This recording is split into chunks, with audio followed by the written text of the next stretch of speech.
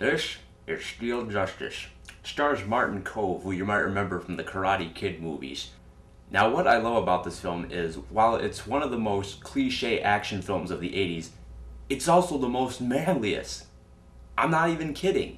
I mean, this is like Rambo meets Roadhouse. I mean, it's that manly. Now, I'm not saying it's a great film, or it's even the best action film of the 80s, but I kinda like it. The story takes place in Vietnam, where John Steele, yes, that's the main character's name, John Steele. There's just something I love about ridiculous manly names like that. Anyway, he's shooting anything in sight in Vietnam with his buddy Lee and his pet snake called Three-Step. He's called Three-Step because apparently when you get bitten by him, you have 3 steps before you die. I know, it sounds ridiculous, but hey, no one questioned this kind of logic in Kill Bill. Anyway, he gets ambushed by his ally General Kwan when investigating a hole. Now apparently General Kwan has impeccable timing because he sends a rat in with a live grenade at just the right moment when they're investigating. Now General Kwan is the villain because apparently he's found a treasure and he wants to keep it all for himself. So he ends up trying to kill John Steele, but he fails. So what does John Steele do? He throws a knife in his heart. Now, cut to Southern California, in the current time today, aka 1987. John Steele now lives a peaceful life where at his job he enjoys firing his gun wildly into the air, and when he's off the clock at work he likes to punch people in the bar. General Kwan is now the most powerful man in Southern California, and he's the lead drug lord of a gang. Now it doesn't take long for John Steele to have a role in this film when his partner Lee is gunned down by General Kwan's gang. So, what does John Steele do? He fights back with justice. Steel Justice. So when John Steele goes to Lee's funeral, he spots one of the assassins at the funeral. So without even thinking, he just runs right up and... So they send John Steele to jail, and guess who's waiting for him? Assassins who want to kill him. So what does John Steele do? He kicks the shit out of them. And after he's done kicking the shit out of them, he punches everyone in the cell so that the guard can come in and he can punch him too. Good morning. There's just so much punching in this film.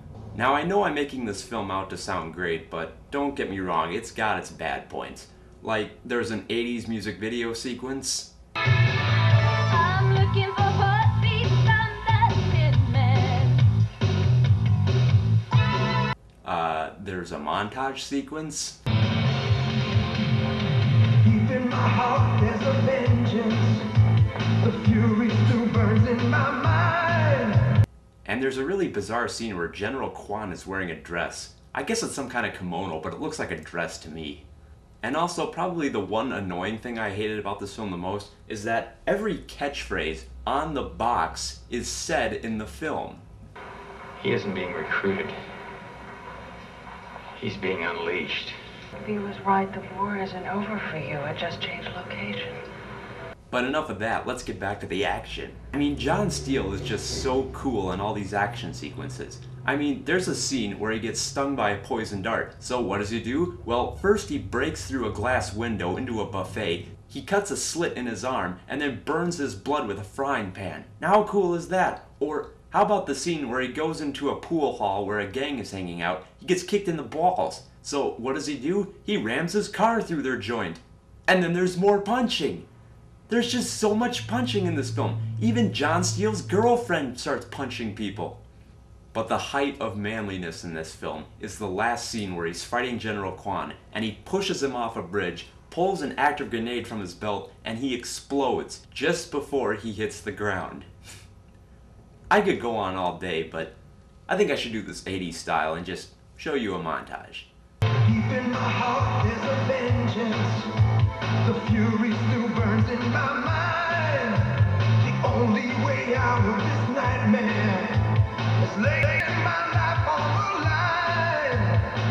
Just like a Mac in the jungle, where only the strong can survive. They'll try to break the will of a man, but the law's in my hand, and I'm getting out alive. Fighting fire with fire, with the forces of thunder and steel. When it's down to the wire, strike a blow and go for the kill. And the only justice is meat.